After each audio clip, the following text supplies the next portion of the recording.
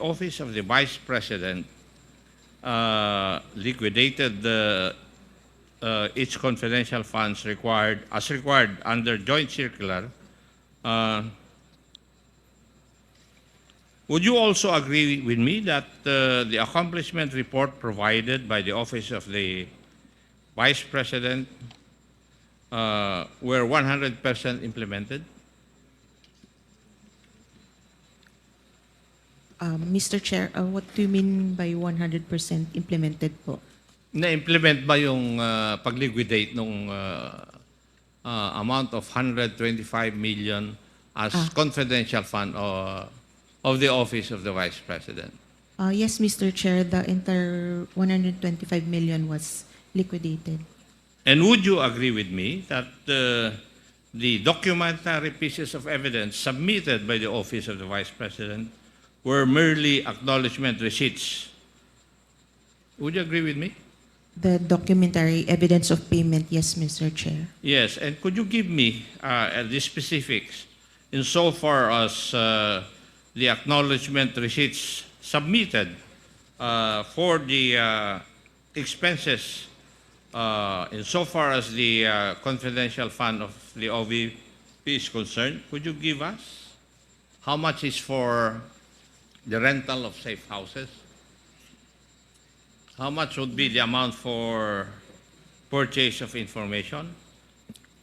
Do we have the number of acknowledgement receipts submitted by the OVP? For what account, Mr. Chair? Rental of safe houses? For rental for the period fourth quarter 2022 po. Yes. It's 16 million po, Mr. Chair. Rental of safe houses. Yes, Mr. Chair. The rental is for 11 days? Would you agree with me? Yes, Mr. Chair. Since the accomplishment report Pursuant to provides- the accomplishment report, yung amount for the rental of safe houses were paid for 11 days. Yes, Mr. Chair. Tama po? Yes, Mr. Chair. Yes. How about, and how many acknowledgement receipts were submitted for this? Mr. Chair, for rental of safe houses, we received 34 acknowledgement receipts. How about for transportation expense? What was the amount and the number of acknowledgement receipts submitted for its liquidation? For transportation, it's 10 million, and the number of recipients is 72. 72 acknowledgement receipts. Yes, Mr. Chair. Now, for the purchase of information, the same requirement? Mr. Chair? Magkano po yung sa purchase of information? For the purchase of information based on the documentary evidence of payment, it's 14 million, and the number of recipients is 142, Mr. Chair. Okay. And there are two items for rewards, for medicine and various goods. Tama po. Mr. Chair, there are actually three. Three? It's payment of reward, medicines, and payment of reward, various goods. What would be the amount allotted for each of the three? Based on the documentary evidence of payment, for payment of reward, it was 10,050,000. For medicines yun? For reward lang. For reward lang. 10 million? 50,000. Okay. For the payment of reward medicines, it's 24,930,000. And for the third? And for the payment of reward various goods, it's 34,857,000, Mr. Chair. Thank you. Comsec, pwede po bang pakita natin yung sample ng acknowledgement receipt for the payment of rental of safe houses?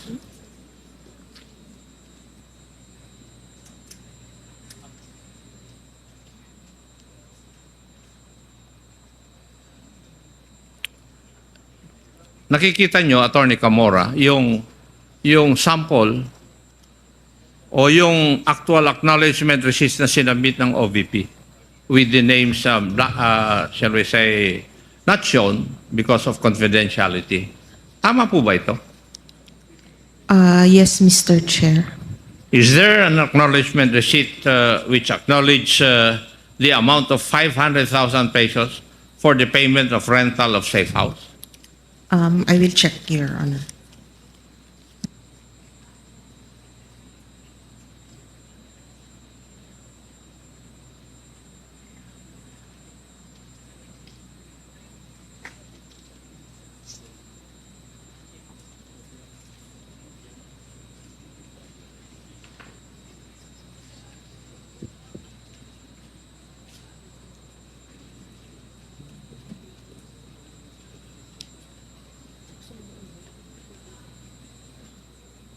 Mr. Chair, may I ask a question again?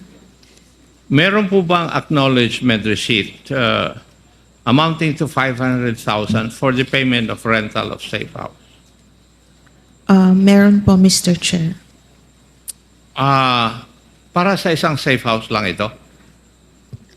We have no information, Mr. Chair. What we know is para sa isang recipient nung yung money paid po. If I asked you the question, yung 500,000 ba yun for 11 days or for 1 day?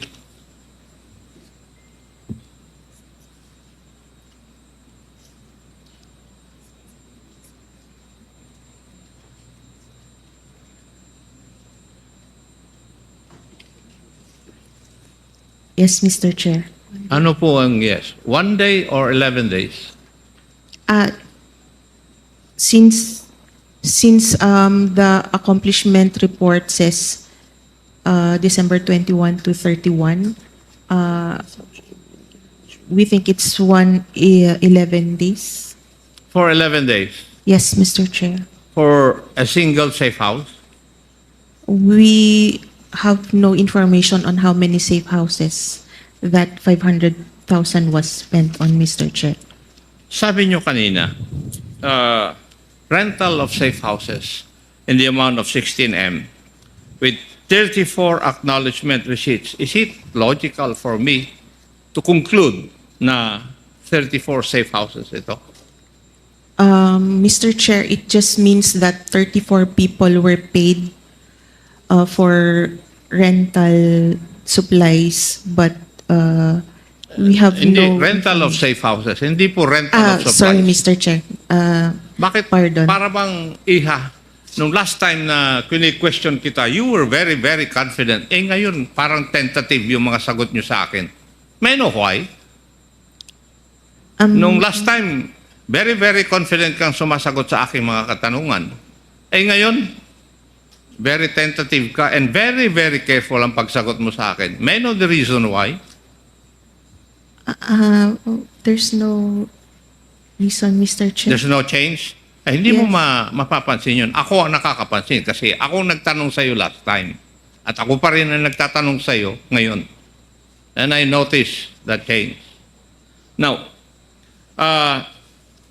yung 34 acknowledgement receipts given by 34 persons, hindi ba nangangulugan yung 34 na safe houses yon? Yes, sir. There's information that one receipt may pertain to one safe house. Safe house. Okay. So, if I asked you, yung receipt na amounting to 500,000 for the payment of rental of safe house, would it be logical for me to conclude that this is for one safe house for 11 days? Yes, Mr. Chair. Para sa 11 days, yung 500,000 para sa isang safe house. Yes, Mr. Chair. Now, if I asked you, how much would that be per day para sa isang safe house? Mr. Chair, it would amount to 45,000 something. 45,454.55 per day. 45. Yes, Mr. Chair. per day. Ano po kayang klaseng safe house ito na 45,000 per day ang rental? Samantalang yung mga ibang magagandang lugar, mas mura pa kaysa rito sa 45,000. Could you give us an idea of that? Mr. Chair, we do not have information on the safe houses. What do you say? You do not have any information about the safe houses? Since you were asking po, Hindi nyo alam kung high class na safe house? no information, Mr. You Chair. do not. Kasi nakapagtataka lang po na ang safe house per day would be rented with 45,000 for one safe house. Di po ba? Hindi kayo nagtataka? Yes, Mr. Chair, but since they have submitted the liquidation reports po. So, as long as an agency would submit yung mga receipts or acknowledgement receipts in their liquidation of the amount, wala na po kayong, you do not have the, shall we say, the wherewithal or the jurisdiction to find out whether the expenditures are reasonable or true? Are you trying to tell us that? It's more on the submission of the. It's more on compliance Yes, with the Mr. requirement. Chair. Yun lang. Yes, Mr. Chair. And you are supposed to be the guardian of the use of public funds. Mr. Chair, one of the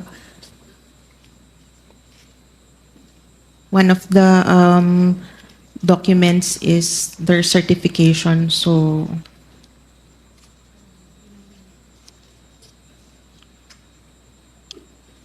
So yun, that is enough.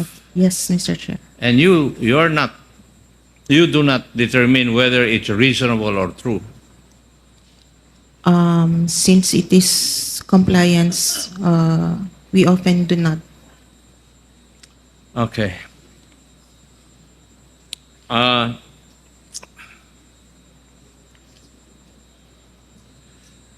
Yung pong pag-comply ng Office of the Vice President, as you have stated a while ago, in accordance doon sa joint circular, yung the amount of 125 million. So, ang ibig niyo pong sabihin, nag-submit yung Office of the Vice President ng liquidation report, physical and financial plan, documentary evidence of payment, at saka accomplishment report, okay na po sa inyo yun? We still review the documents reported, Mr. Chair. And what is your objective when you review the documents? Whether, Ano po ang tinitignan nyo sa dokumento? whether compliant po siya, Mr. Chair, sa requirements under Kaya the joint circular. tinignan nyo lang kung yung documents would comply with the joint circular. Yes, Mr. Chair. And you do not determine whether kasinungalingan na, totoo o hindi, yung nakalagay doon po sa documents. Are you trying to tell this committee that? Mr. Chair, we have issued an ND on the. Hindi, sagutin nyo muna po yung aking katanungan. Para bang ang sinasabi nyo dito sa amin, dito sa committee na ito na nag-iimbestiga, na basta't na kompleto po yung mga dokumento required by the joint circular, okay na sa inyo. Pero sinabi ninyo na nire-review ninyo yung documents. Ano po yung hinahanap ninyo dun sa dokumento? Na it is also in accordance with form and substance? Ganun po ba? Yes, Mr. Chair, since And- prescribed din po sa joint circular ang Yes. forms. And you do not determine whether kasinungalingan, may katotohanan? Yun nakalagay po doon? We check The certification, as long as the certification is there, Mr. Hindi Chair. naman po nyo sinasagot sa katanungan ko eh. Doon sa pagre-review ninyo, hindi kasali na i-review ninyo kung pwedeng totoo yung nilalagay doon o hindi. Mr. Chair, yung ano lang po, submission lang po talaga. Kaya nga, form and substance lang. Yes, Mr. Chair. Okay. Whether it's unreasonable, out of this world, you do not care. Unless it's really, really far-fetched. But, Mr. Chair, it's more on submission po talaga ng documents required. Yeah. Sige.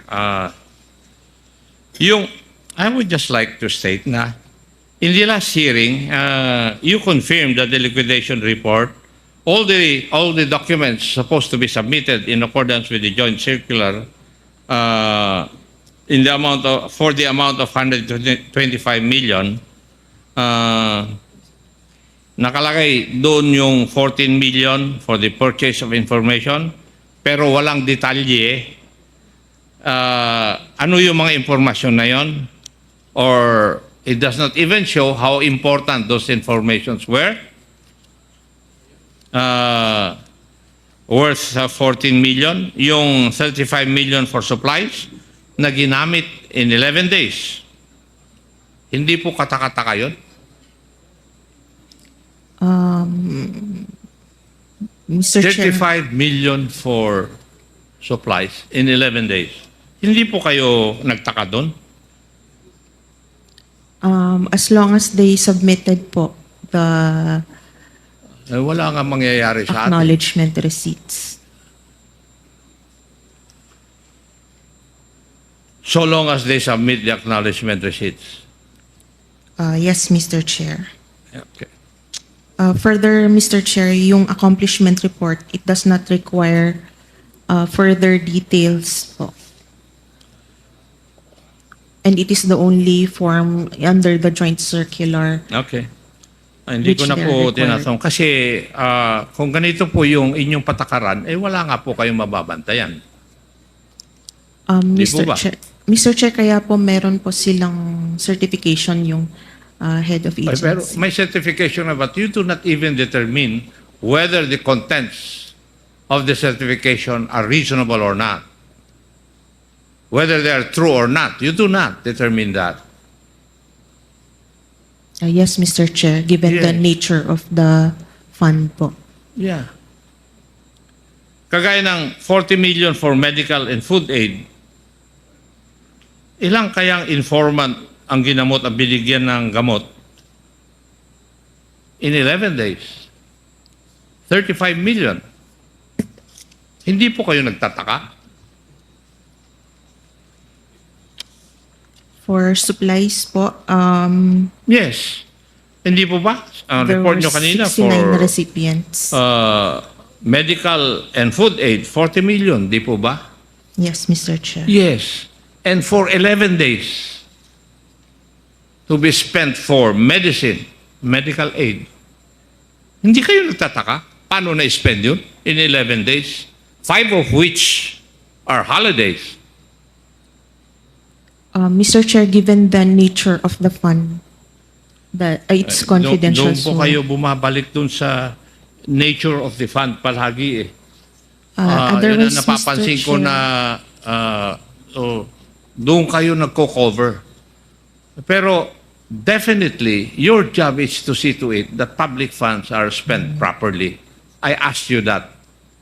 Yes, Mr. Chair. Yes. Now, may I ask you, personally, are you safeguarding the expenditure of public funds insofar as your job is concerned? I would like to think so, sir. Yes. You would like to think so. Okay. Wala nga tayong kuwan mangyayari. In other words, we can, or the COA relies only on the documentary evidence of payment, mainly. Tama po. Yes, Mr. Chair. Yun lang ang basehan ninyo. Yes, Mr. And Chair. yung documentary evidence of payment, whether it is a lie, a truth, reasonable or unreasonable, you do not care. That is what you're trying to tell us. It is, since it's just compliance, sir. Kaya nga. In other words, para bang ang sinasabi nyo sa akin, I do not know how my other colleagues would take that, pero parang ministerial na lang yung trabaho nyo pala. If we read through the Yes. joint circular. That is what you're trying to tell me. Okay? Ministerial lang pala yung trabaho ninyo. Masarap na trabaho yan, ah. Di po ba?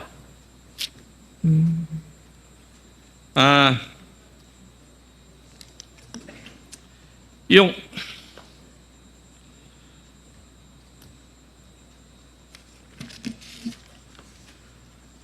pagtingnan natin ang liquidation report, ang nakalagay lang dito ay ginastos ng Office of the Vice President the amount of 125 million from December 21 to 31, 2022 or 11 days.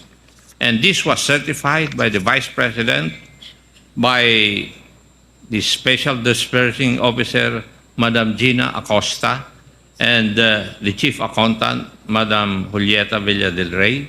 Would that be correct? Yes, Mr. Chair. Now, kung babase naman po tayo dun sa accomplishment report, ang makikita lang natin dito ay gumastos ang Office of the Vice President ng 125 million from December 21 to 31, 2022 for surveillance and monitoring activities in 132 areas. Dito rin, wala tayong magawa. Kagaya ng sagot po nyo sa akin, we have no choice but to check the documentary evidence of payments submitted by the office para malaman kung saan or paano ginastos ng OVP yung 125 million. Yun po yung pinararating nyo po sa amin. Yes, Mr. Chair.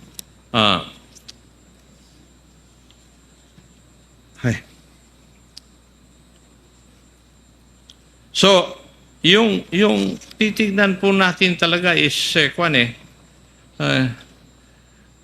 yung pinakita natin na acknowledgement receipt, ganyan lang talaga ang format. That is what Nakalagay lang ang amount, pangalan at signature ng tumanggap, at date kung kailan niya ito natanggap. That is it. Yes, Mr. Chair. Yun yung sinubmit po nila sa amin. And COA does not try to determine kung sino man yung taong yun, existing ba siya o hindi. You do not. No, Mr. Chair. No, thank you. Para lang for my information.